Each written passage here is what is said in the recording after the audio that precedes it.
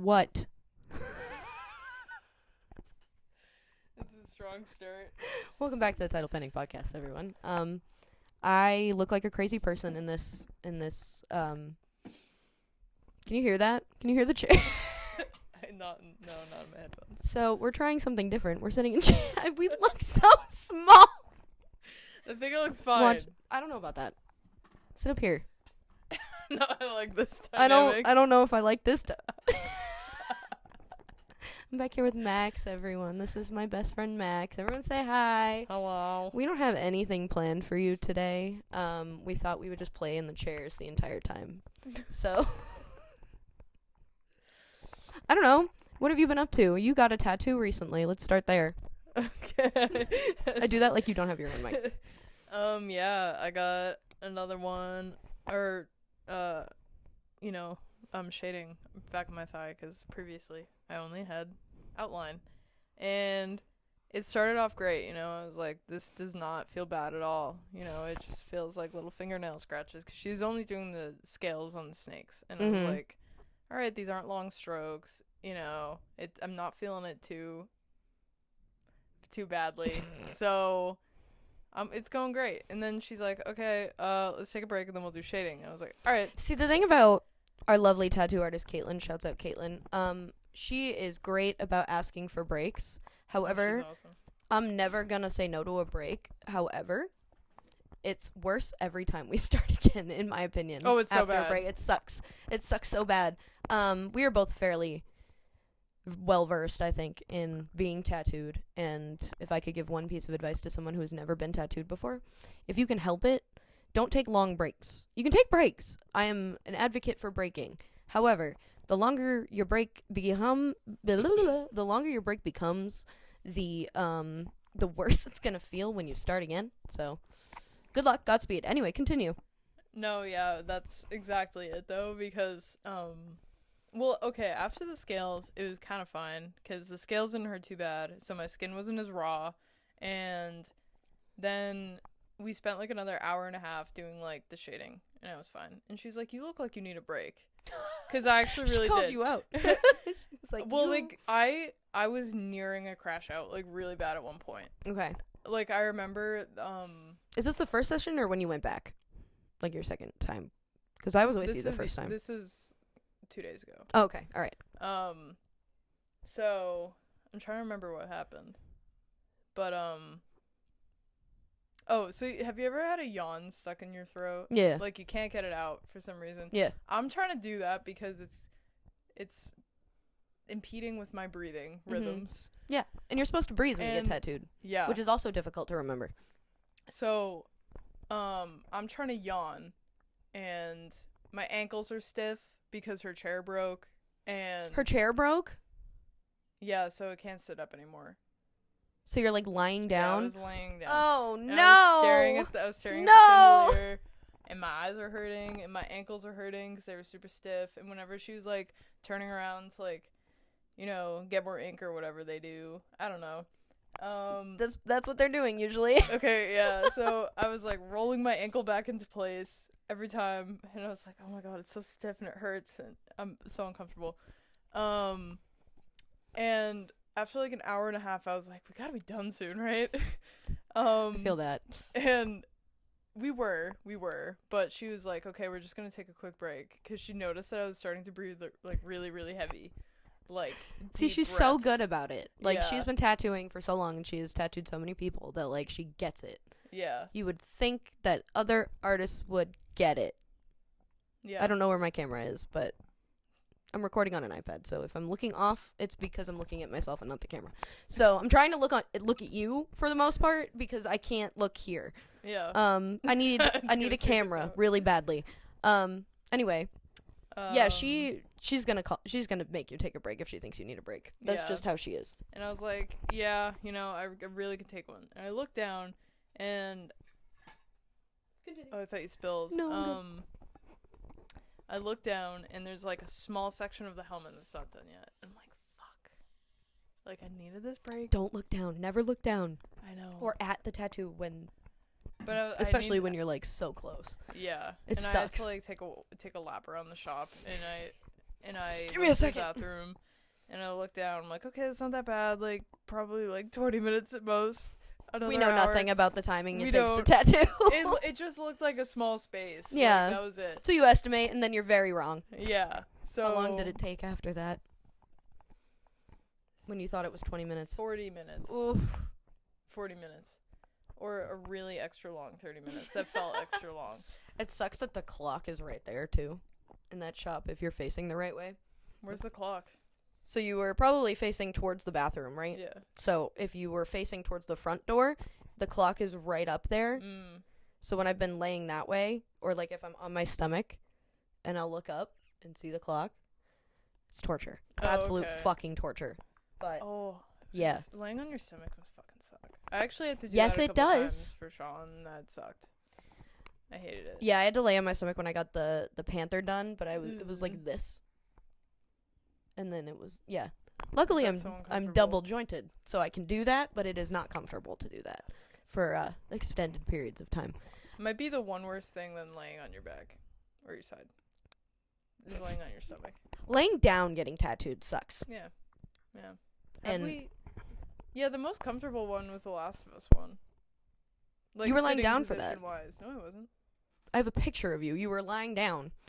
Was I? Was I lying down? I think thought It so. was like a I was- barbershop chair sort of thing. No, that was I don't remember what that was. Doesn't matter. I don't know. I remember being comfortable. Maybe it was only because it lasted like an hour. But Yeah, it was an whatever. easier tattoo to get. Yeah. So Um, maybe it wasn't that bad. Now we have tattoos for a game that stands for something horrible.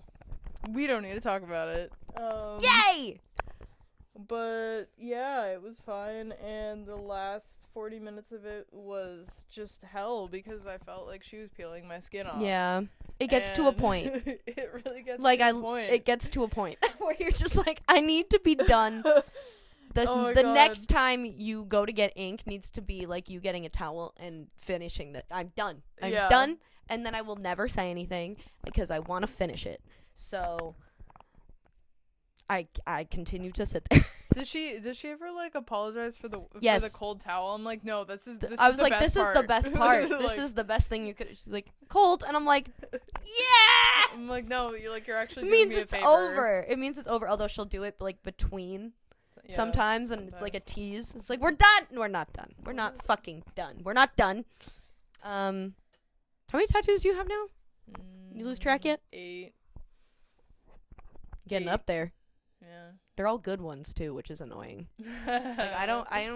Not all of mine are good. Like I have some pretty stinky ones. So, Which ones do you consider stinky? I think all of yours are well, good. the first one I got, this one,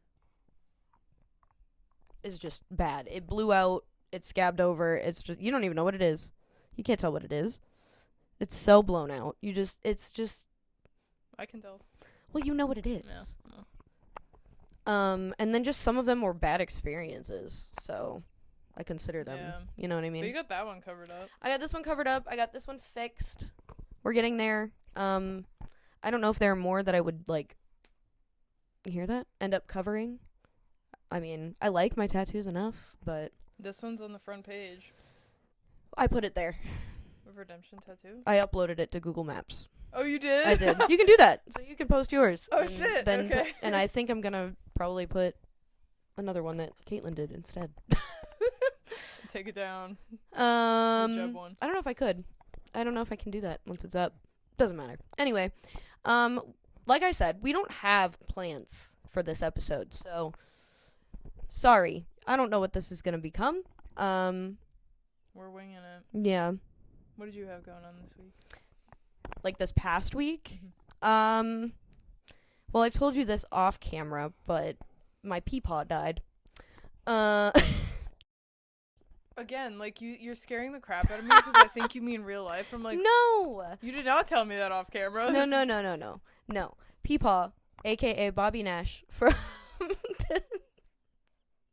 the stupid ABC drama 911. Spoiler alert if you haven't watched the show, but we're 8 seasons in it. I don't think you have any interest in it at this point, but the main character of the show where no one dies died, and I'm pissed off about it. And that's all I really have to say about that. Now, because it's been like a few days since it happened, I'm in the not the acceptance stage of the mourning, but I'm not like, I mean, I'm still pissed off because it's horrible writing, but I don't know. Has the show ever done that to you where it just like takes you out of it completely? Like in a good way, like you're just sad and you're just kind of getting over the writing, or like you're not fully satisfied by the way it played out. More that one. Okay. Yeah, I recently felt this way with season 3 of Yellow Jackets. I'm hearing a lot of this. Yeah. And I felt that way for some of season 1, but season 1 like was, I think, better written, but season 3 there were 2 major things that happened that I was like, why? I know people are really mad at Shauna. I don't know. I mean, I've seen a lot of spoilers. I think Shauna is horribly evil. Okay. As a teenager. Well, fucking evil. Have you seen her nicknames? No. Shauna bin Laden. Oh my god. Or like what? Huh? Oh my god, what was Holy the other shit. one? That's a crazy nickname. I forget what else people have been calling her, but it's insane. She's so evil, and adult her is getting there too, you know. But this is where it kind of starts to not make sense, because in season 1 they were all like really shocked and / horrified to see Misty again for the first time since the whole thing, when it really should have been Shauna. This is where the writing is starting to fall apart for me, because Shauna was like a terrorist in that wilderness. What did she do? Okay, so spoilers for Yellow Jackets if you haven't watched it, but because like I am probably still gonna watch it and I'm probably still gonna be pissed off about it, but like I want to know. Do you want me to spoil it? Yeah, go for it. I don't care. I know Shauna's a bitch, so like, okay, what else is there to know? So there are theories going around that they changed the story arc for 2 characters that would have had, in my opinion, much better impact on the adult timeline than Which the are one that who? Mari, who you find out in season 3 is Pit Girl. You started it, so you must be familiar with Pit Girl. I finished the first season. Yeah, it's literally the first scene of the first episode. Is it the one who like breaks her arm and doesn't go? Or whatever. No, it's Pit Girl. There, you just see a scene of this girl in a white dress, like running through the forest, and this. Oh yeah. And she falls into a pit with spikes in it, or stakes. Sure. And you don't really know who it is. It's just a girl with like long dark hair, so it's like not Misty, for example. You know that. But there's like, by the time you get to season 3, the joke with the show is they just keep adding people. We're like, where were you in season 2? And they kept recasting this one character, Jen. They're on their 3rd actress with her, I think. Oh my god. But why? I actually started to like recognize her in season 3, so I hope they stick with this one. So there's like several dark-haired, long-haired characters, so you kind of have like an idea. Oh, okay, so this is who it could be, of like 1 of 5 people. And Mari, how big is this soccer team? Apparently pretty fucking big. There's like 15 of them now. Okay. But so Mari, by the end of season 3, she's like such a likable character. She gives so much attitude to Shauna where she really fucking deserves it. And Shauna kind of freaks me out, and I'm only a season in. Like, I liked her in the teenager timeline, or like the crash, whatever, in the first season, but like as an adult, she was kind of pissing me off. It'll get worse. Oh, good. Yeah. I love Melanie Linsky, though. Oh, she's great. Love her. I think that her and Sophie Nélisse, who plays younger Shauna, like, do so well, like, adopting each other's mannerisms. I think it's really good. And Melanie Linsky, who sounds and looks like the sweetest person you'll ever see. Yeah. Plays this huge bitch. Yeah. I love it. Yeah, so she looks like baby animals help her get ready in the morning. She does. She looks like an angel. Love So, Melanie Linsky. And she loves lesbians, so. Of course, it's very exciting news. So I thought this show was gonna be super gay, and all the not the actresses, the characters that I thought were gonna be gay, for the most part, were not, except for whatever the Who fuck. did you think was gonna be gay? Natalie, for one, Disappointing. super right? Yeah. disappointing. In either timeline, and yet no. Not only that, but she is at the point that I'm at, because remember, I've only finished the first season because the second season wasn't on Netflix and I wasn't going to pay for it, but I think Kay is going to start a free trial, so I will be watching season 2. I thought I gave you my Paramount login. You did, but like I didn't log into it. Okay, I can send it to you again. I know, but I just it feels weird when it's not a streaming service that like, I don't know if this is going to make sense, but like isn't easily accessible. You know what I mean? Like when it's like I have a Paramount, but like you have a Paramount with Showtime. So like it's a whole thing of logging in and it's just a pain in the ass. I think that's only if you have Amazon Prime though. Cuz Prime you can add on channels like Stars, Paramount Plus, and then you have to go through Amazon Prime. Yeah, I have Amazon Prime. I have Paramount Plus through Amazon Prime. Oh. I so just have like you have like Paramount Plus with Showtime or whatever, so I'd have to log in differently and then figure it was a whole thing. So I didn't do it. But even watching the first season, I was like, Misty, gay. Then immediately no. Ben is gay. Mm-hmm. Also a freak. Don't like him. Does it get worse? I think it gets worse. I've heard it gets worse. In what way? Do you want me to just tell you? You can tell me. I'm going to watch the show anyway. Okay. But, like, I've seen all these spoilers just out of context. He did not burn down the cabin. We don't know who burned down the cabin yet. But it was not him. I didn't think he And burned he's down the actually cabin. a good guy. Misty's a freak.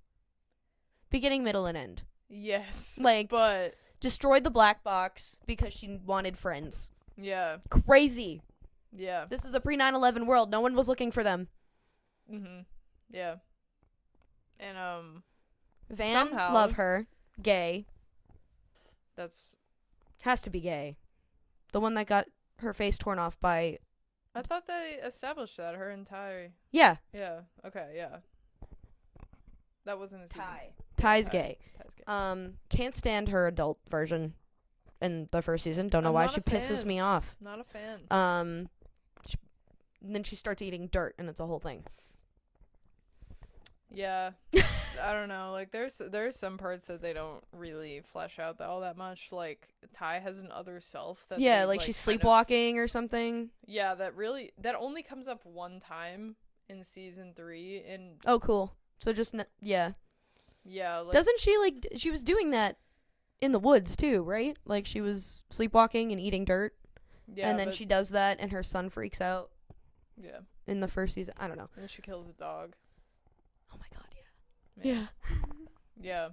Poor dog. So, That's fucked up. I don't know. So can I tell you about the deaths in season 3? please do. Okay. Spoiler alert, guys. If you haven't seen Yellow Jackets yet and you plan on watching it, you should probably get on that because people are not good about keeping secrets. So these are the 2 deaths that everybody, for very good reason, were super, super pissed about. Lottie and Van. Van died? Van dies in season 3. By the character, you know who That's Melissa fucked up. is? Exactly. Who? Melissa. Who? Exactly. Who? Who's Melissa? Melissa What? was one of the players that doesn't really become important until season 3. She's there, but she doesn't become important until season 3 when her and Shauna have like a thing going on. That's when Shauna is confirmed girl kisser. Not sure. She's probably bi. She was in love with what the fuck is her name? The one she ate. We Jackie. like to imagine that. Actually, it kind of got confirmed. She ate her. Well, yes, but in season 3, there's like Travis. Okay, here's another thing. Travis has like, Poor Travis. what do you call it? Clairvoyance. And What? he can like hear Jackie's thoughts. Cause they're high off. Okay. High off their ass. Okay. But More mushrooms? somehow he's like actually clairvoyant when he's high, and he talks to Shauna, and he's, like, trying to rile her up or something. And he's like, I can hear Jackie's thoughts, all the sleepovers, the makeouts, the betrayal, something like that. So This show's fucked up. there was a relationship there. But anyway, yeah, so That's why she's with Jackie's high school boyfriend. Like, poor Jeff. He's just in the middle of it. I don't know why people hate Jeff, like, so intensely. I mean, probably because they want They want Shauna to be gay, Yeah. and like bisexuality Jeff. is not allowed in these places. Yeah. I like Jeff. I think he's a good dad. Do I think he's kind of like... Her daughter sucks. In the first You season, actually at begin least. to like her Really? a lot I hope so, more. because I do not like her right now. I like Callie, except for the fact that she killed Lottie. Wait, what? Shauna's She- daughter killed? Well, Lottie? Yeah, they, like, got in an argument, and Callie was just, like... She just pushed her, and she fell down the stairs and died.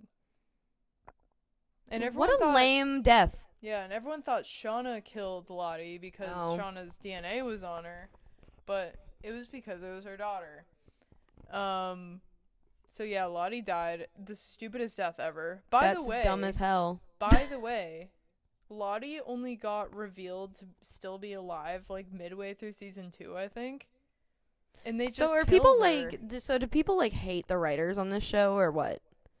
Because Everybody from what hates I'm the learning, writers. none of this makes sense, and I will still have to watch it to even understand what's going on. And it was a big thing because Van had cancer. Sure, why the fuck not? Let's do that to someone who was already in a plane crash as a teenager. Yeah. Fuck and it, why not? Van's like a fan favorite. Like, let me remind you, Van's like So I've a heard, very yeah. popular character. And listen, like, the way that she goes out doesn't really make me all that upset. It's just like nothing really came to fruition with her arc, you know? Like, she had cancer, she was sick, but nothing really ever happened with her. You know, like, she didn't. Yeah, like, What a she was waste. just in the story, and she had this, like, relationship with Ty again, where they were sort of, like, falling Was back Ty in- cheating on her wife? Yeah. Oh, That's another thing that never comes up again. She just leaves her family. It feels She's a like these fucking people senator. don't experience consequences for their actions. Yeah. That's what I'm understanding from what you're telling me. The writing is so messy, dude. Like, we're just totally forgetting about... Anyone can write a TV show, guys. She's a senator, and she leaves her family. She's a senator. She is literally a public fucking figure. Yeah. And you're telling me this scandal wasn't caught by anybody? yeah, and she, like, doesn't go back to work. She just has... I mean, granted, like, she's rich, probably, but, like, she just has endless amounts of money to just, like, stay in hotels with, like... What happened to her kid? The other woman. Her kid... Just like- is at home with his mom? Like, Just, yeah, they totally forget about him. if you're gonna write... Look, I know there are a lot of characters. I know. There are, like, 15 girls from the soccer team, plus, like... But not all of them survive. Right, That's the but, thing. like, they're writing 2 different storylines. Yeah. And then they, like, have to branch off for individual characters in each storyline. And then you have to make sure you can keep track of everybody. I understand it's hard, but why would you be so ambitious if you can't do it? Part of me is like, maybe they just really thought they were not going to get renewed again, and they might not they still haven't been renewed for a new Really? season. So if it ends, it's end. That's it. Which I would be so pissed. That would make me laugh, actually. I'm not gonna lie to you. It would make me laugh too, but I'd be also, like, really heartbroken and pissed. Yeah. And I have such a love-hate relationship with the show at this point. Like, Yeah. I love You seemed it. to like it a lot when the first season came out. And I still do. Like, I was still sad. I was like, for each episode, regardless of how stupid I thought it was, I was like, can't wait for next week. And And that was me with 911. yeah, so 2 very different kinds of stupid, though. yeah, very, and in tragic ways. But Yeah. Van's death just pissed. Sorry. Remember in season 1 where everyone's leaving the plane and Van was left there, Yes. and then somehow she just makes it out. Yes. What I liked about how she died was, they go back to Melissa's house, which is the character that they make important in season 3 because That was never Hilary brought up Swank- before. Hilary Swank plays the adult Melissa. Oh. Of course she does. And Why? love Hilary Swank. Swankalicious.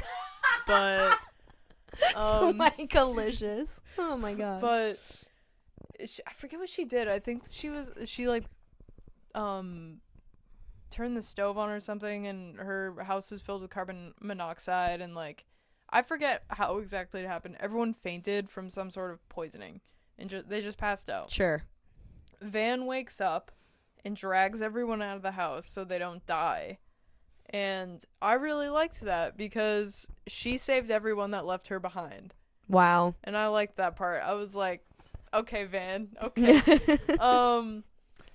So Melissa kills her for some fucking reason. There's literally no reason for Melissa to want to kill Van. None. Melissa was she actually just shoves quite her sane. off a roof, or She stabs her. stabs her. Yeah. Why? Like, what led up to that? We don't know. What do you mean? We're so fucking confused. Does it happen off screen? No. Okay, all They right. show it. I was gonna say, what the fuck? But Is this gonna be like the plot line for season 4? well, Melissa's definitely gonna be a big part of season 4. It's 'cause Hilary Swank. They're like fucking chasing her now because she killed Van. But we don't know why. Because I like, guess, even a little bit. they think that the wilderness overtook her and like I'm sorry, what? Isn't that like Melissa never isn't that what had also happened to Ty, problem, though. and that's why she's eating dirt Yeah. or something? Like, it's like a witchcraft thing. Yeah, but Melissa was like I thought that was one Lottie. of- Isn't Lottie dead? I'm Yeah. confused. well, Lottie like Was Lottie the wilderness? Was she a freak, or was she she's just also- mentally ill? She very unmedicated. Okay. Yeah. So That's I got that Lottie, in the first season. Lottie like has her character has reasons for being the way that she is. Right. Whatever. Ty has her reasons, even though whatever. Like Okay. if you like those reasons, they're there. But Melissa was, as a teenager at least, one of the saner ones. Like, she actually starts hating Shauna, even though they have like a thing up until that point. She starts hating her because she realized that she's fucking psycho. Yeah. Because Shauna wants to stay in the wilderness. Like, they have like an What? opportunity for rescue at one point in season 3. They meet two hikers. Wasn't one of them Joel McHale. yeah. Yeah. He's a survivalist. He could very well have gotten them out of there. And he didn't? Like, He didn't because that wasn't they fucking killed him. why did they do that? Well, Did Shauna tell them to do that? No. I'm interviewing you like you were there. Tell me about your time in the wilderness. Here's another thing. There were 2 hikers because there were 3. And Lottie axed one of them as soon as he came into camp. Well- and Lottie's like insane, so whatever. We get it. She killed someone because she thought they were an outsider and she thought they were in danger. But one of them, named Hannah, they capture her and imprison her for like What? weeks. And then for no reason, she kills Cody, the survivalist, the other guy, Joel McHale. Uh-huh. For You no know him, right? reason. Okay. Did they eat him? Yeah. But they cut his head off and they like use it as like a display. Probably Shauna's idea. Because it's Shauna. But Was it Shauna's idea to there's kill him? literally no reason. Hannah killed him. Oh. Hannah the But did hiker. Shauna tell Hannah to kill him? No. Okay. Hannah just like wanted to be part of it. What the fuck? So, There's literally they no destroy this reason. chance for rescue. Shauna, for some reason, wants to stay in the wilderness. So she's like, I'm staying. And at first, Why? At first, it wasn't Shauna that came up with this. I think it was Ty. But Who at is also first a it makes freak. sense. At first, she's like, maybe we should think about this at first because we're gonna go back and they're gonna have a lot of questions for us, and they're gonna ask what happened to people. They're gonna figure out somehow that we ate each other. Makes sense, right? Like, Well, I mean, maybe if it we was should think because of about the starvation. PR. Why are we thinking about the PR right now? You're trying to survive. Well, yeah, but you know, like it made sense in the moment. Like, yeah, if they go back, they could totally ruin the rest of their lives just purely based off the fact that people could find out that they killed and ate people. But they had to survive. And then that's like the whole storyline is like, well, Yeah, they kind but of you had to never do know, it like, until what they could didn't happen. have to do it, and they were just eating people for fun, which is what it sounds like. Yeah, and you never know. Like, any one of them could break and just, like, admit something and confess that, hey, we were actually having insane wilderness games and actually chasing each other down in the forest. And having for orgies fun. and, like, because, like, the mushroom orgy in the first season or whatever the fuck was happening there, that was fucking weird. Yeah, that was weird. I didn't like that part. I didn't either. I really wish that was not in the show. No, that could have gone without, especially because they were all supposed to be, like, teenagers? ? Yeah, they're like 16, 17. Yeah, don't love that. But, yeah, so season 3, I mean, at this point, like, I don't take the show as seriously as I used to, because it clearly does not take itself that seriously, because just all sense of believability out the window. Just poof, gone. I wanted to tell you this part too. So the defining visual trait for Melissa's character was a backwards hat. Yeah, I saw those pictures. Visual trait. Okay. They could have used anything else. Like, you know how Van has those scars from the wolves? Yeah. And, you know, when Lauren Ambrose gets introduced, you're like, that's clearly Van. You know, right. Scar, Ginger, whatever. Did they just put Hilary Swank in a backwards hat? They put Hilary Swank in a backwards hat. There you go. That's her. Da-da. They had no other visual distinction. That's awesome. They were like, people are not gonna know that this is Melissa. We can't do anything else. We have to put Hilary Swank in a backwards hat. We have to. Wait, let me see if I can find the picture. Oh, no. I'll put one on the screen. So, here you go. It is so funny. I'll, like, even hold it up. But Hilary Swank Yellow Jackets. It is... And the thing is, this episode got leaked. Like... Awesome. So, everybody even saw better. this picture of Hilary Swank before the episode came out. And they were like, oh... Okay. Oh. And this is literally Hilary Swank in a backwards hat. That's all it is. That's all Melissa. You need. That's all you need. That's Melissa. That's awesome. They couldn't write in anything that like perfect. Made fantastic. Sense nope, nothing. Way. I mean, I get it. Like, I'm not saying 50-year-olds can't wear hats, but like, come on. Is she a mechanic? No. I don't know if she's even employed. Like, what does she do? How are you gonna... Okay, so that's like if... to this day, I am wearing, like, split jeans. Just to identify myself. Like, come on. You're telling me your style hasn't changed in 30 years? More than that? 30... What? How old were they? 16? I don't know. 34 years? Like... Yeah. No, you're right. Decades. Like 30 Decades years. have gone by. Yeah. No 50-year-old was wearing backwards hats in the 90s, let alone now. What are you doing? That's fucking it stupid. Is modern day. But that's yeah, dumb I as just shit. thought that was once that image got leaked, I was like, all right, it's over. It's over. This show's fucking stupid. This is an Emmy-nominated show, by the way. It's all right. We've moved on to bigger and better things. Oh. So Severance. Yeah. Like, talk about night and day in terms of writing. Oh my god. I was watching Severance at the same time I was watching 911. Mm-hmm. So, two very different things were happening in my brain. Every week when Severance would come out, I would lock in, I would put my phone down, and I would turn the lights off, and I would watch the show, and I would react to the show, and it would be great, right? I live near a church. I was like, what is this?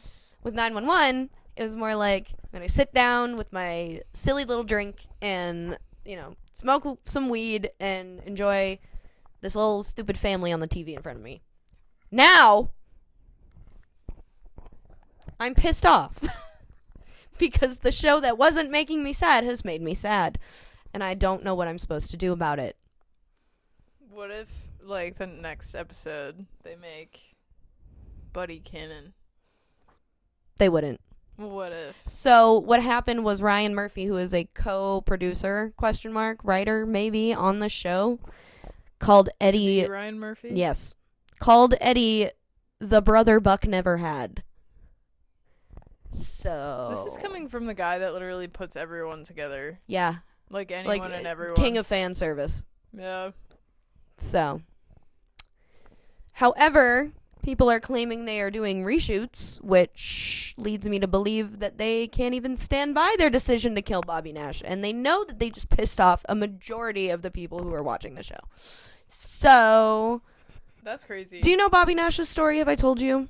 I didn't even know he existed until like So- an hour ago. Because I let you yap about Yellow Jackets, was a show I have not watched. I'm gonna yap about a show you haven't watched, and this is what the podcast is this week, guys. Sorry. Hey, at least there's no dead air. That's true. Because we're also very good at that. I keep like scooting closer to you. I'm very sorry. It's just I don't sit in chairs like this often. We could also talk about warfare. We could talk about warfare, and I am down to talk about warfare. But go on. I will be very quick about Bobby Nash. Bobby Nash was a firefighter back in his home town of buttfuck somewhere. I don't remember. He was in the middle of like a landlocked state, Midwest type of shit, whatever. I don't remember where he's from. But he lived in this like really shitty apartment building with his family, which consisted of his wife and 2 kids.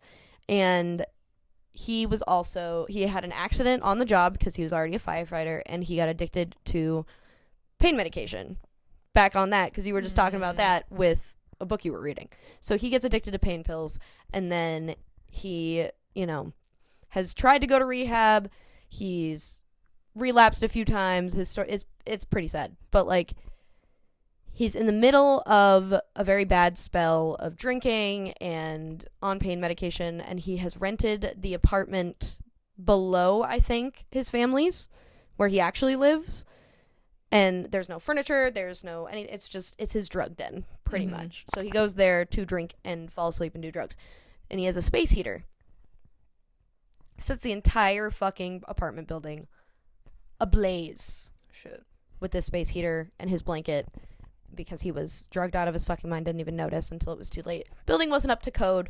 There were a lot of things that could have happened to prevent this fire, that should have happened to prevent this fire, that didn't, because the building wasn't up to code. However, he was the one who caused the fire, therefore he is blaming himself for not only killing 146 people, but 3 of them being his family.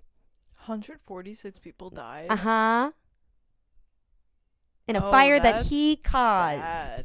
Yeah, so he said every life after that was penance, that he saved was penance for that, and that once he saved that many people, he was going to kill himself. So he continued being a firefighter. He moved out to LA and met the 118 and like fostered this great found family and became like the father figure of the 118. And also just, met. And you said this show didn't make you sad? Oh, no, it was super sad. But, like, again, he set his entire apartment building on fire and lived. He lived. And he continued to live. And everybody else continued to live. And they all had their own, like, really sad origin stories, one way or another. But they live. Because that's the point, is that they live. Yeah.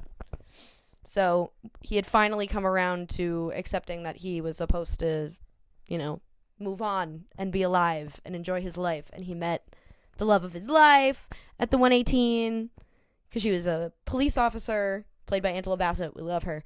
Angela Bassett's in that show? Yes. Damn. Yeah. Okay. And, an adopted son with Buck who didn't have a father figure. And it's this whole thing. And they're like a family. And then he was finally happy. And then they killed him. Did he ever make it to the 146 lives? I think he went way past it. And it was like a mid-season finale type of thing. It was like, but he was saying how he was like too happy to go or something. I don't know.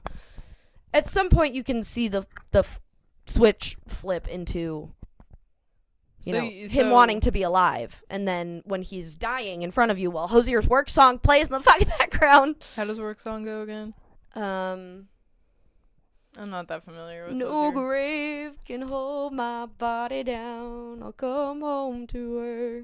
That one. It's from this first album. If you heard it, you might know it. It's a sad one. It's a sad one. I'm not that familiar with Hosier. That's okay. I really it's the album that I listen to the most is his debut. just because it's a lot of really sad, angsty bullshit. So I don't know how this show is going to fare after that episode, because the majority of the reaction is either pissed off or theorizing how it could possibly be fake. Because this show is evil and likes to trick you into thinking people are dead and then they're not. But they usually don't go this far as to, like, carry him out in a body bag. So. Was it off screen? No. No, he collapsed on screen. God damn it. So that was kind of a bummer. I just pieced together why you asked that earlier. About Why? Van. Oh. And I was like, yeah. It was on screen. What do you mean? 'Cause sometimes when it's off screen, that means I they're know. doing something. But, Yeah. like, the fucking movie that we saw recently where every death was fucking off screen. What movie was that? We just saw it. No. Hell of a Summer. Hell of a Summer. Yeah. Which was, like, kind of fine comedy-wise. I thought it was funny enough, but, like, it wasn't scary enough to be considered, like, on the He level literally of... doesn't know. Could have killed me. That was funny. Okay, yeah, that was funny. It was funny. Part got me. It wasn't scary. No. It was kind of a bummer that... Because, like, it was rated R, but, like, maybe 1 or 2 deaths were on camera, and everything else was kind of just cut. And I don't know why they did that. It started... I don't think it wasn't even just the deaths either. It was literally anything that was happening. Yeah. It just, I don't know why they did that. It was like, we don't know how to finish this scene. Next! Yeah, it was like, they'd be doing something, and then it'd be the end of an action, and then they just stop. They were just and really move on into to the next TikTok thing. transitions. Yeah, it was... Because they would, like, move... You know how, like, in TikTok transitions, they would, like, make it look like they did something to transition? Like, oh, yeah. from, like, one scene to another, they would, like, move their hand or something. They were pretty much doing that. Yeah. It was, like, an axe would go down, and then it would be, like... Next scene. A next scene, and it's actually a baseball bat swinging or something. Like, it's just, it was stupid. There's Finn literally... Wolfhard, I'm disappointed. There's literally only one death that you see on screen. Is there only one? I thought there were, like, 2 or 3. I can only think of the gay guy.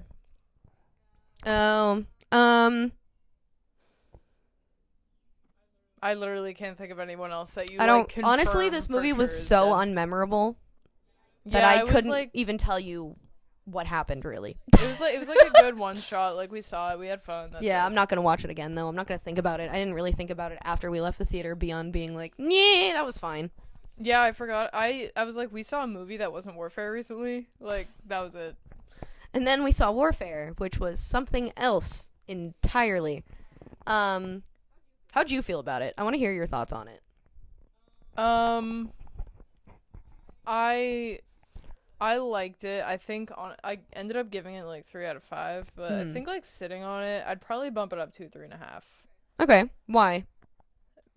Because I like when things make me think after watching it. Like, that really stuck with me for like a couple days after we saw it, and I was like, well, that was just super bleak, and Yeah. I appreciated the fact that it wasit like There was, very I think I know what clearly you're saying, like pro-American. yeah. I I know, it felt a little like, I mean, it claimed to be anti-war, or like the person who directed it or was involved in directing it was anti-war and a veteran. So like, but I Well, feel as though it was nuanced enough that like it probes this discussion of whether it was anti-war or not. You know what I mean? yeah. Like I agree with you. It definitely wasn't pro-America in any sense. I think it was more just like, especially with the beginning sequence, which I find a lot of war movies do. All Quiet on the Western Front comes to mind. Like, you have these young men going in, and they're all bravado, and they think they're going to come out as heroes, and they're like having fun. They think that all they got to do is just sit and scope out this building, and that's all it is. So they think it's just like Another day in the office. another day, yeah.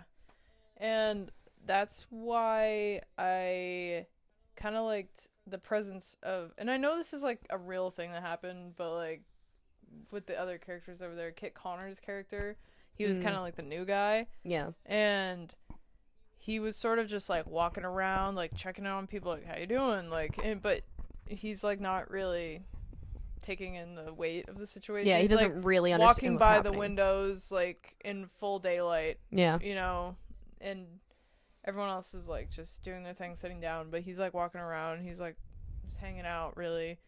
And then of course after the was it IED? Is that what it's called? IEP or IED? The bombing? Something like that, yeah. After that happens, he kind of just like becomes a shell, and he's just standing there, and he's like staring at the door, and it's like really sad. And I gotta say, like, Joseph Quinn was really fucking good, and he knows how to scream. He knows. Okay, we all know how I feel driving me crazy about Joseph Quinn. We all know how we feel. Yeah. We all know how I feel.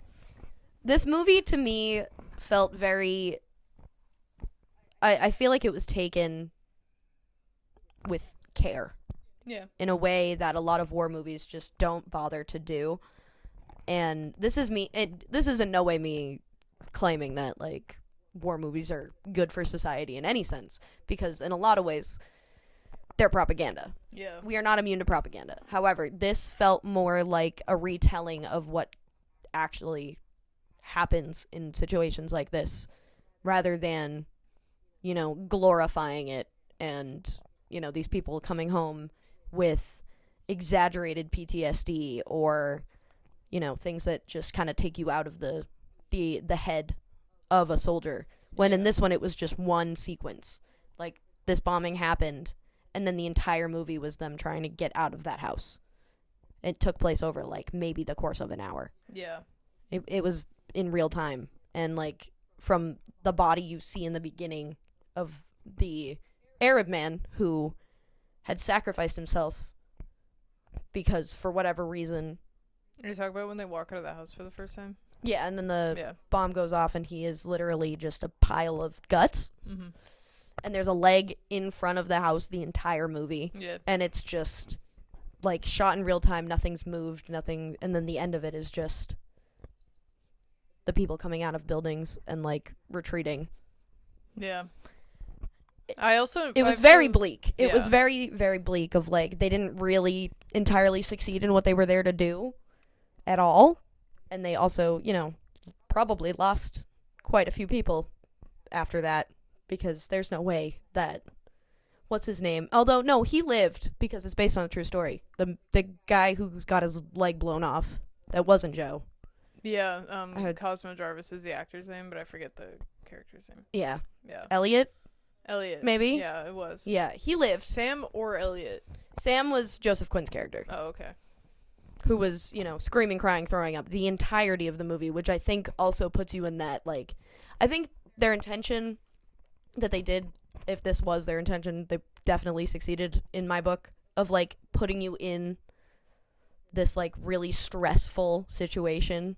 Yeah. With, like, overloading your senses with noise. The sound design, like you said, when we got out of the movie, was fucking insane. Yeah. Like, whoever did that, working overtime, fantastic job. Well, I do have to wonder if it was, like, the same, because Alex Garland was a co-director, so I do have to wonder if it was, like, the same group of people that worked on Civil War, which was another one that was, like, okay.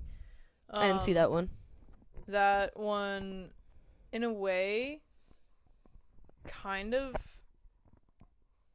like, disturbed me a little more somehow. I don't know why. What's the plot of that one? Isn't it, like, more, like, dystopian than realistic? Kinda, yeah. So, like, it's not based on a real war, like warfare is? No. It's just following these war journalists and how they, like, literally go into the front lines, basically following around and just documenting what happens. But the younger one gets super, like, into it, and the whole thing is, like, Kirsten Dunst's character makes this point in the beginning of the movie that you kind of just have to get the shot. Like, you can't care about what's happening around you. Like, there are going to be people dying, and just you just have to keep going and keep pushing and, like, get the story out there. And a bunch of things happen in between, like, a bunch of disturbing things. One of their friends dies, and at the end of the movie, the younger photographer that they bring along, Kaylee Spaney, they're in the White House. It's, like, the final moment, they're going to kill the president, and she Going to kill the president, Yes. casual. And then she stupidly stands right in the middle of the hallway, all this wide open space, with the people who are defending the president, and she jumps out in the hallway, and then Kirsten Dunst runs out to save her, and she gets shot in the process. Oh no. And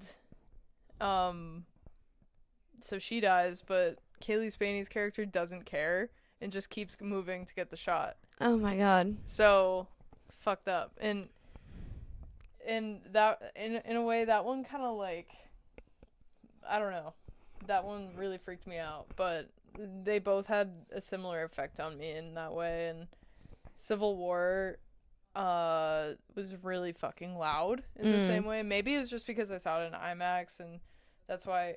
That's how it's probably jumping, meant to be. Yeah, I viewed. was jumping at every single gunshot. I was like, oh my god, like there was no breaks. And I like movies like that in a way, like the ones that just like start going and they do not stop going. Yeah. Which is why I was like, it's really intense. Yeah. Which is why I did enjoy Warfare for like what it was. I'm not a war movie person, and like even after that I'm like, yeah, I don't know if I would watch it again. I will say I don't know if we haven't, it's kind of weird that we didn't talk about this before or after. I don't know how I felt totally about the ending with the actual people there, and they're on the set and they're kind of like joking around. That was kind of, I don't know how to feel about that, like something really awful that happened that day, and they're just kind of like, yeah, them reliving dicking around on the set felt like, weird. Yeah, no, I agree with you. I think it's very Yeah. strange for them to be so far removed from it. It's a weird way to like close out the story. Yeah. I think. Like it ends on this like really like freaky shot of the people Yeah. crowding around the body of one of the he wasn't a soldier, but because he was from, I think, where were they, in Iraq or Iran? So I don't remember. Iraq. So, but like he was fighting for America, but he was not American, or he was like a translator or something. But his body is just all over the street, and then everybody's like crowding around it as the American soldiers have retreated. Yeah. And then it's like tee-hee, exit sequence of the real people laughing and ha-ha hee-ing, which didn't make any sense to me. No, I agree with you. I think that's fucking weird. Yeah. It kind of takes you out of it immediately, and you're like, wait, these people like are celebrating. Yeah, and in a weird way. I thought the press tour of it's been kind of strange too. How come? Because they're I don't all know, it just feels so tee-hee. lighthearted. It does feel lighthearted, but it's also a bunch of white boys. Yeah. Remember that, and like maybe two I don't know, people of color in that cast.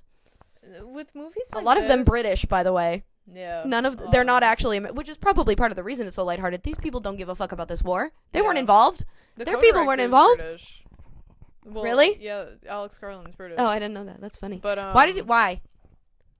They're just fascinated with the horrors of America, I think, because he also directed Civil War, right? Did that take place in America? Yeah. Yeah. So what it sounds like is they are fascinated by the things that Americans do that just a normal country doesn't. Yeah. And you know what maybe this is just like how Americanized my brain is, but I legit did not know that the UK you can't like get a gun really anywhere. No. I didn't. Yeah, I wasn't no. really aware of that. They have gun laws, and Yeah. like, There's like no. I mean, they got their own shit going on too. They're passing some crazy laws right now, but like, they're not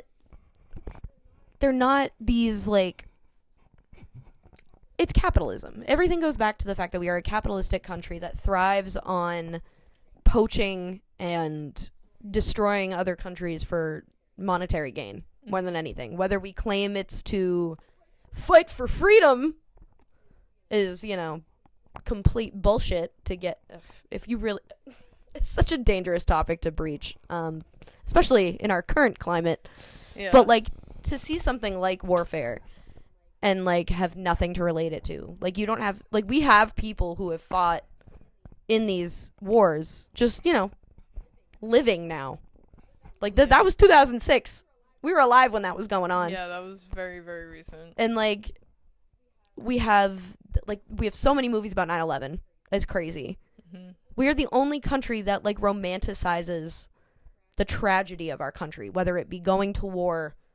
You see that as like this honorable thing to do in this country, or being a fucking going through a terrorist attack is like just another Tuesday or whatever the fuck in this country.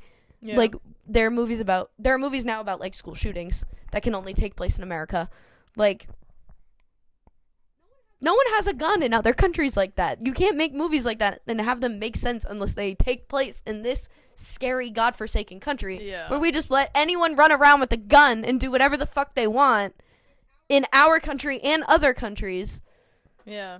Because we want money from people buying guns or from war or from whatever it may be, because we are evil, evil people. And the thing that bothers me, there are movies, like you were saying, like that kind of romanticize this idea of like going in a hero and or coming out a hero and making a difference for your country. And really at the end of the day, like in real life, these people are manipulated because they're offered money or college scholarships or tuition payments. Yeah. Or they're promised the American dream. Yeah, they're promised all these things because they're coming home a veteran, and then they don't consider the fact that they're going to come home either physically, emotionally, mentally scarred in one way or another, especially if you went into combat, and you're going to see all these things and you're going to come home, and they're not going to treat you like they claim they're going to treat you. This country, in real life, treats our veterans like absolute dog shit. They forget about you as soon as you've fulfilled the purpose that they... Once you are incapable of going back to fight for our country, you are more than useless to them because you're handicapped in one way or another. And we all know how people in this country view people with disabilities or with, mental health issues. A lot of veterans here are homeless and addicted to alcohol and drugs. Mm-hmm. And what... These are the people that we sent off to fight, quote unquote, for our country. Even the National Guard. Like, I just thought of this, but when, the 2020 riots were happening, I remember there were a number of, like, people that were part of the National Guard that refused to go into the city. Protests? Yeah, the protests. Okay. Before they were police riots caused by the police? Yeah, so... There were people that had refused to participate in that, and they were threatened to get dishonorably discharged, which... And that was in 2020. Yeah. Would ruin their life, pretty much. And it's just terrifying to think about. Like, you literally have to claim to them that, like, you are a danger to yourself and others if you do not want... You have to basically threaten to kill yourself. Yeah. In order to get out of that. Yeah. Once you sign up for the military, you are in it until they decide you are not in it anymore. And they offer you all these things, and then... And they just throw you to the side wipe their hands at you. They're like, that's it. We gave you, like, $1,000. We're good. And another thing... And a lifetime of trauma. Another thing that pissed me off, like, post-warfare viewing was, like... I can't help but think of that Ethel Cain thing that she said. Like, nobody's ever able to take anything seriously anymore. Yeah. All I'm seeing after Warfare came out are TikToks about people, because of the first scene, they completely missed the fucking point. Mm-hmm. They're, like, wanting to join the military because they think, like, oh, it's just going to be, like... a bunch of hot guys. Brotherhood and, like, heroism and... they see that first one of on them, base, like, having fun, like, watching music videos and dancing and all that. And it's like... Did you miss the point? I watched so many TikToks of people just being like, I might sign up for the military after this. And that's the people... How does this go so That's why I didn't over want your this head? movie. That's why I didn't want this movie, because I knew there were going to be so many people who just didn't see it as more than that. Even though they literally, most of the movie was pretty much saying, hey, this is what it actually is. Yeah. Your legs are going to get blown off. You're going to beg for your life, or you're going to be begged, or you're going to beg to be killed at this point. Yeah. Because you're in so much pain, and your friends are going to have to watch you die, or drag your body, or, like, and then they're like, oh, I want to join the military. Like, what part of any of that looks enticing to you beyond the maybe 1 or 2 parties a month you're gonna go to? And that's just because everybody's drinking themselves fucking silly to forget. Yeah, the untreated PTSD is like goes crazy. Like, and I just and it sucks because I've read this really interesting review. It was like propaganda only works on you if you're stupid enough to like fall for it or something like that. But if there are so many people that do that, you think would have common sense, like critical thinking skills. And warfare is not like asking that much of no, your it's really not. intelligence. It's not like, it's very clear what they're trying to get through to you. It's not subtle. It's really not. Like, this movie, like I said, it doesn't glamorize anything. Yeah. It just shows you a group of people's genuine experience for the most part. I'm sure some parts are exaggerated for, like, effect, but, like, none of it is written to choose one side over the other or, like, explain away why the U.S. military did what they did. Yeah. Like, in this movie, they take over this family's house, and it's, by the end of the movie, it's destroyed. And they just leave them there. Mm-hmm. You're not supposed to think, oh, these are the good guys. These are the guys that are saving the world right now. Because they literally came in and terrorized this family to maybe or maybe not catch a terrorist group that they had minimal information about, that they weren't sure who was a part of, that they had no actual intel on, really, at that point. All based on the fact that they were brown, probably, because that's what our country does to people. And then they just trash this family's house. They traumatize this family. 2 men almost die in their living room, and their place is covered in blood, in shrapnel, in fucking all this shit. And they just come out of the room at the end like, second floor of the house is gone. Second floor of the house is gone. They blew the house up, pretty much. Someone's entire livelihood is just fucking destroyed, which is what happened in real life. It is what the IDF did in Palestine. It is what the American troops did in Iraq and Afghanistan. We're not innocent of these heinous acts towards other people in other countries. And I believe this movie did like a decent job of showing what American soldiers did to civilians in these places. And these people are still coming out like, yeah, I'm going to be in the military. Yeah. Are you fucking stupid? Extremely frustrating. And that's why I didn't want to see this movie alone, because I didn't want to be in the theater with a bunch of frat bros.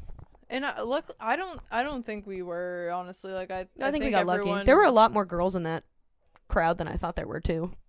Yeah, but also, I think actors. Everyone walked out in the same, like, probably thinking all the same thing. Like, there was just this huge awkward silence as we were walking out. No one was. They were like, "Wow, that was." I heard someone go, "That was something." I was like, "Yeah, that's a good way to describe it. That was something for sure."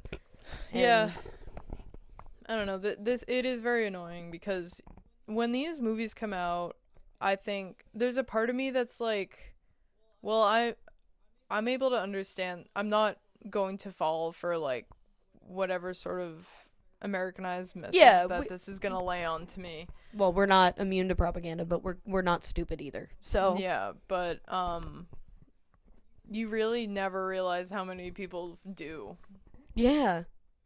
And not just with those movies, but like in general, they just come out with like the complete wrong takeaway. Yeah. And you're like, how did you miss? I forget. I think The Substance was one too, where like people were just like, "Oh, I would do that." Oh yeah. And I'm like, "What do you mean?"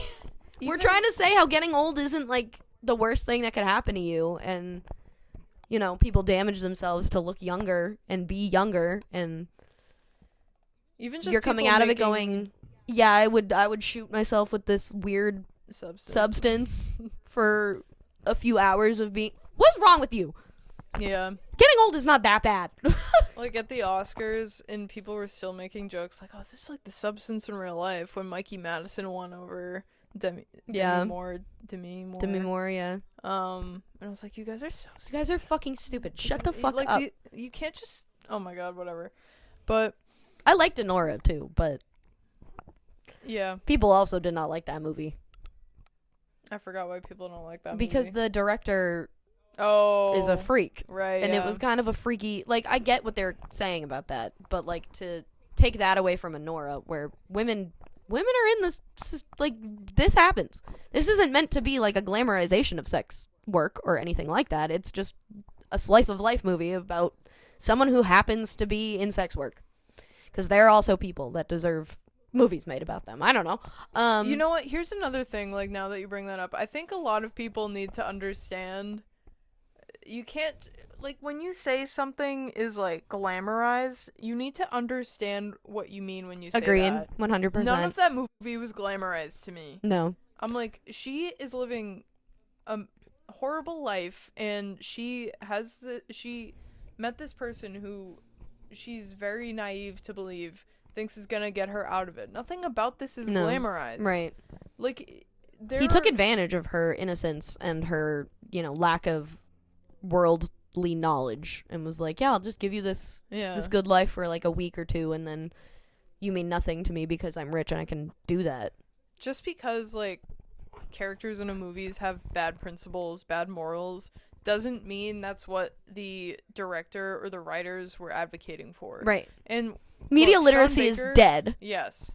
Sean Baker's a freak. Sean Baker's a freak, but I'm just saying in a general sense, if you're watching a movie and it includes principles that you do not agree with or don't necessarily line up to yours, it does not mean whoever worked on that movie is advocating an evil for that. person immediately. Like the actors aren't these characters also. Like, they didn't agree to do this, and then, just to show what their values are. Like, Nora was not glamorizing sex work. Warfare wasn't glamorizing war. And I feel like a lot of people went into both those movies with, like, this holier-than-thou mindset of, like, I don't agree with sex work, and I don't agree that we should make movies about people in sex work. Why not? Because they're... Well, at that point... Because like, why not? You could make... If you were going to, like, go about your media consumption like that, you could really make a case for anything. Yeah, absolutely. For why you shouldn't watch it. And that just doesn't make sense. You have to be able to think critically and leave things actually forming a discussion or a conversation around it. Exactly. Like, not everything is meant to be, like, this distraction from the real world. A lot of art is influenced by real life events and real people, and is motivated by, one's personal experience with these things, whether it be sex work or the war or fucking, I don't know, what's another one? What else has come out recently? I don't know. But, like, a lot of these movies that take place in the real world about real life things are supposed to make you upset. Yeah. In a way. Or to make you think more deeply about the people around you or the experiences that people have, without it being, like, this fantastical rose-colored lens view of these events. Like, not every movie that has, like you said, with characters with gray morals or bad principles or who do things wrong, even if they are main characters, that doesn't mean we're automatically supposed to agree and like them. Yeah. And I know we're talking to people, like, we have a decent sense of what, movies are trying to get at for the most part. Like, I'm sure we've missed a few, but, like, I would think that it's a fairly simple thing to understand. Yeah. And then these people are like, oh, so this movie's saying it's good to be, good to be a sex worker because you might meet a rich man and fall in love and get married in Vegas. It's like, does that in any I don't understand how people come out of Anora thinking they're advertising this type of life. They are telling you, like, she was, like, kidnapped, pretty much. She was not having a good time for any minute No, of she that was movie. screaming, crying most of the movie. Like, Yeah. even at the end, there was no resolution. There was no, like... If you watch that fucking ending and think that it was glamorizing any second of her life, like, I don't know what to tell you. Like, you just shouldn't watch movies. I don't know Sorry. what to tell you. And Or if you come out of warfare going, like, I'm gonna join the military, that's your own fucking fault. I hope you get your legs blown off. Is that too much? Maybe, Yeah. but... and you know what? I'll use an example that kind of, like, is on the other end of this argument. And something that I wasn't aware of until, obviously, he came out and just directly said it. The Last of Us Part 2. And his real intentions for writing that story and having it play out the way that it did. It's very clear what he's trying to get at there, and for that reason, I think I don't really know how to finish the thought. I just think it's Fuck you, horribly Neil disgusting, Druckmann. and To write I something more fantastical about real life events and glamorize the genocide of a whole group of people as like this this holy quest that this character goes on and kills all these people in the process, and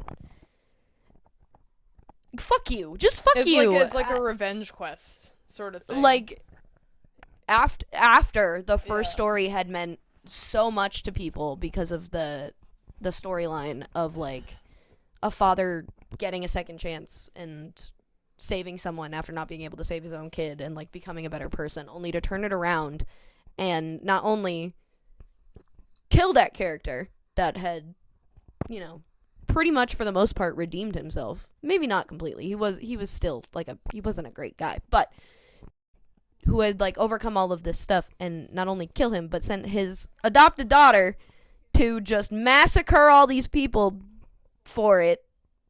All these people who we have already learned through the first season / first game that they all have lives of their own, families of their own.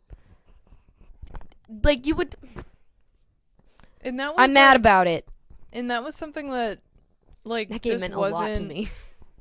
That wasn't at the forefront of my mind, because it was just like it was a revenge story, and yeah, it had nothing to do with that. Come out and be like, yeah, this is the combat's about inspired the by Israeli-Palestine conflict.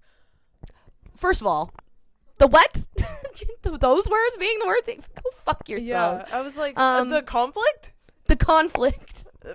That's crazy. You're crazy. He's a piece of shit, and if you are going to watch that stupid fuck-ass show, you better watch it illegally. I am absolutely exhausted. It's crazy to me that Pedro and Bella continue to work with them, but I also understand they are probably in a contract at this point, or they don't give a fuck because they want the bag, and that is what bums me out about the whole thing. Bella, I can, like, offer, like, Bella's, like, a kid. She was a kid when, or, I'm sorry, do they use they, them? They, them, yeah, I think so. Okay. Yeah, they were, like, 16, 17. Something like that, yeah. You know, like, whatever. They were, and still, they're still super young. Yeah, but they both speak outwardly about their support for Palestine. Yeah. So I can only imagine how fucking tense that set gets. Yeah, and working with Neil, someone that's just, like, so vocal about it. It doesn't track for me. It doesn't. It's feels wrong. Disappointing. It 100%, yeah. He's just a fucking horrible. He's a disgusting piece person. of shit. Yeah, and like, this game used to be this small story about two people that cared for each other a lot, and then he turned it into political propaganda. Exactly. And that is a situation in which I would argue that you can dislike something because of what you think the director's intentions were with the story. Absolutely. If you come out of The Last of Us with the knowledge of what Neil Druckmann was inspired by, and then watch it and then can't think critically about it, that's the same thing, in my opinion, as coming out of Warfare and being like, I want to join the military. Like, you can't pick and choose most of the time what these stories represent, but you can choose what to take away from it. So to consume media and discard the things just because you don't like them, it's unfortunate for your understanding of that piece of media, because it doesn't get you thinking. When media is only a form of escape, it becomes worrisome. It becomes more of a distraction for a person instead of, it develops avoidance behavior. Yeah. I'll just say it. Yeah, that's a good way to put it. If you are picking and choosing what comes, like, if you are not willing to discuss the media you consume and what it could possibly mean or what other people take away from it, and have a conversation and be open to other, like, it goes the same way with people who take only, like, the facts out of something. Like, you can feel a certain way about the way something is written. It's just, if you misunderstand it and you're not willing to listen, it becomes a problem, because then you're not immune to propaganda. That's all it is. You are easily manipulated by the media you consume, and it becomes a problem. Yeah. I'm not going to drop it. That's probably a bad idea. But The Last of Us is something that did not need its creator to come out and say anything about. You could have kept that shit to yourself. Although I'm kind of glad you didn't, because now I know you're a piece of shit and I will not be giving you any money. However, yeah, I don't understand what in the world propelled you to be like that and to make something because of that. You're just a bad person. Fuck Neil Druckmann. Fuck Neil Druckmann. That's where we end this podcast. We have been talking for a while, so thank you guys for listening. I don't know what to title this episode. Maybe I'll be back. We have a relatively large surprise for you coming up soon, that I'm not telling you about until it happens, because I don't want to jinx anything. But it'll be good. It'll be fun. Thank you guys for listening. We will see you when we see you. Bye. Bye.